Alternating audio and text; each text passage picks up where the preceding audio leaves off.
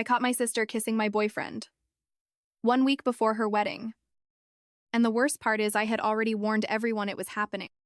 I wasn't guessing. I wasn't insecure. I saw the way she looked at him, the way she touched him, the way she always found a reason to be near him. And every single time I said something, I was told the same thing. I was overthinking. My boyfriend said it. My sister laughed it off like it was ridiculous. Even my parents believed I was the problem. They didn't just ignore me. They made me question my own reality. Like I was imagining something that didn't exist.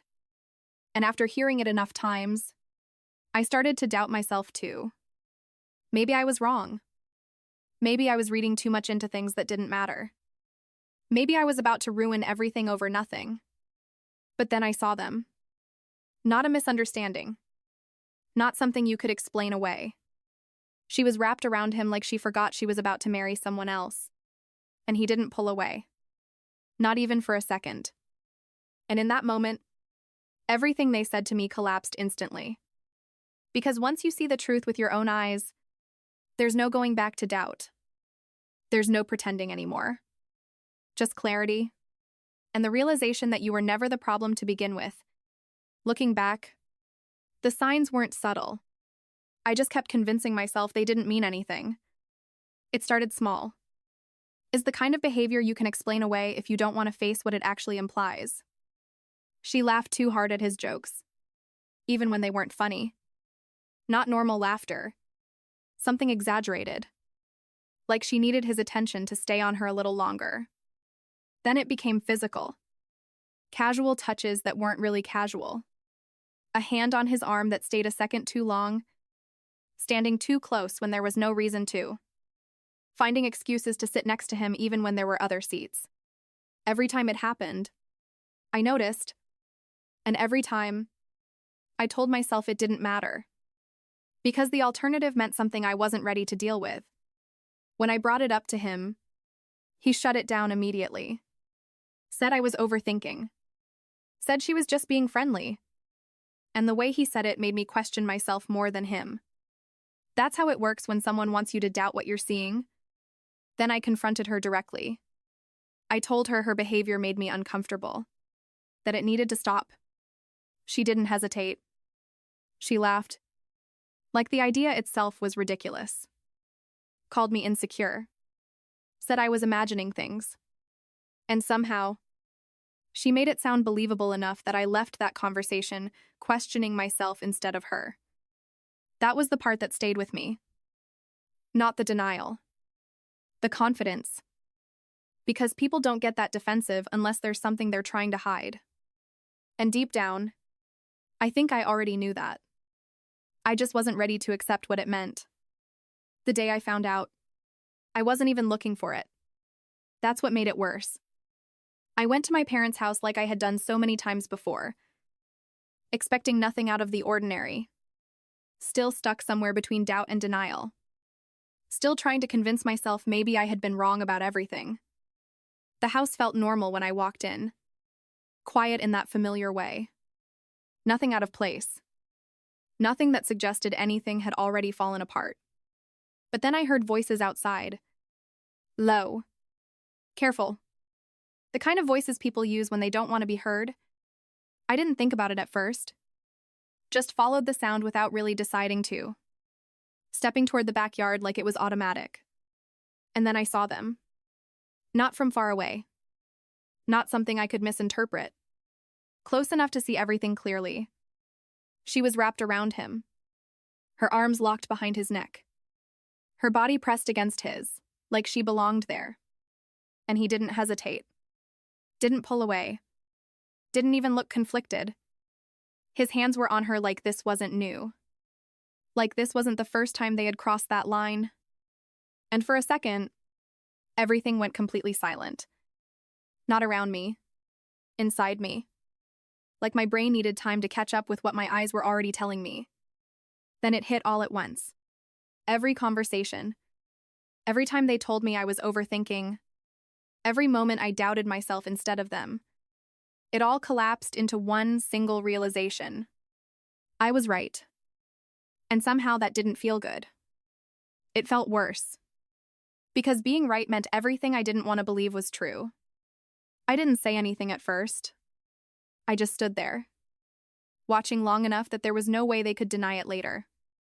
Long enough that I wouldn't question this moment the way I questioned everything else. And if you've ever been made to feel crazy for something you turned out to be right about, you already know what that moment does to you. It doesn't bring relief. It doesn't bring closure. It just replaces doubt with something colder. Something permanent. If you've ever been gaslit into doubting yourself, you already know the truth doesn't feel like justice when it finally hits. The moment they realized I was there, everything changed. Not slowly. Instantly. My sister pulled away first. Like she had just remembered who she was supposed to be. Her face going pale so fast it didn't look natural. My boyfriend froze. Caught somewhere between denial and panic. Like he was trying to decide which lie would work best. And for a second, no one spoke. The silence wasn't empty. It was heavy. Filled with everything that didn't need to be explained anymore. Because there are moments where the truth is so obvious that words only make it worse. I stepped forward just enough so they couldn't pretend they hadn't seen me. And that's when the panic fully set in. She started talking first. Too fast. Her voice shaking. Saying it wasn't what it looked like. That it just happened. That it didn't mean anything. He followed right after. Repeating the same thing in different words. Trying to fill the space with excuses that didn't even try to make sense. I didn't react the way they expected. I didn't yell. I didn't cry. I just looked at them. Really looked. Without doubt this time. Without hesitation. Without giving them the chance to rewrite what I had just seen. And in that moment, something inside me shifted completely. Not anger. Not heartbreak. Something colder than that. Clarity. I asked one question. How long? Neither of them answered. They didn't need to. Because silence tells you everything when the truth is already standing in front of you. I nodded once. More to myself than to them. And said we're done. No hesitation. No second chance.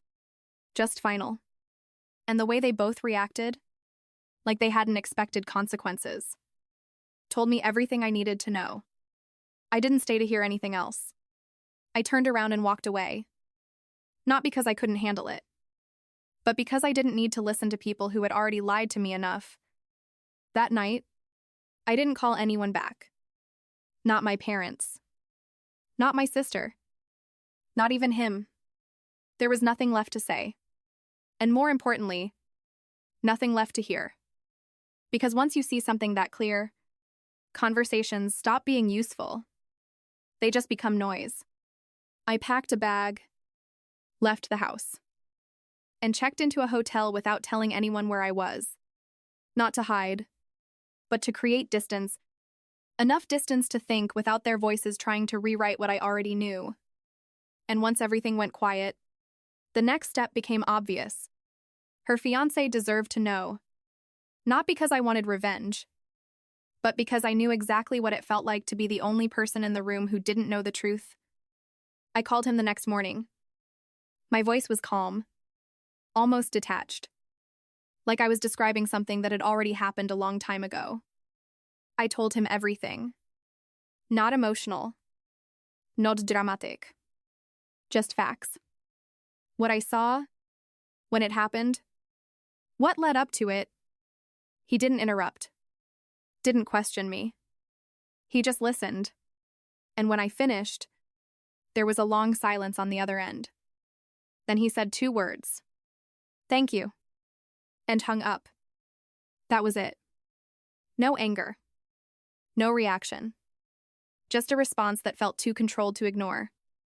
After that, everything went quiet again. My phone kept lighting up with messages. Missed calls. Voicemails I didn't listen to. Apologies. Excuses. Panic. But I didn't respond. Because whatever was going to happen next didn't need my involvement anymore. The wedding was still happening. No one canceled it. No one reached out to explain anything. It was like everything was moving forward exactly as planned. And that was the part that felt wrong. Because when something is about to collapse, it doesn't always look unstable. Sometimes it looks perfectly normal. Right up until the moment it breaks. I didn't go to the wedding. I didn't need to. But I still heard everything. From people who were there. From messages I didn't ask for. From the kind of details that spread fast when something goes wrong in a room full of witnesses. At first, everything looked normal. She walked down the aisle like nothing had happened. Like the week before didn't exist. Like she hadn't already destroyed everything she was about to stand in front of. He was already there. Waiting. Calm. Composed. Exactly the way someone looks when they haven't made a decision yet. And for a moment, it probably felt like everything was going to go through as planned. Then it stopped. Not loudly. Not dramatically. He stepped forward when it was time for the vows and said he had something to say. And just like that, the entire room shifted. He told them the truth. Not with emotion. Not with anger. Just clearly. That he couldn't marry someone who would betray her own sister like that. That he knew exactly what had happened. And he wasn't going to pretend it didn't. No one spoke. No one interrupted. Because there are moments where the truth lands so cleanly that there's nothing left to argue. My sister didn't deny it. She didn't defend herself. She just stood there. Like the version of her everyone believed in had disappeared in real time. And then it was over. Not with chaos. With silence. The kind that stays long after people leave. And when I heard about it, I didn't feel satisfaction. I didn't feel like I had won. Because this was never about revenge. It was about reality catching up to people who thought they could avoid it. If you've ever been made to feel crazy for seeing the truth, you already know it always comes out. Just not when you expect it.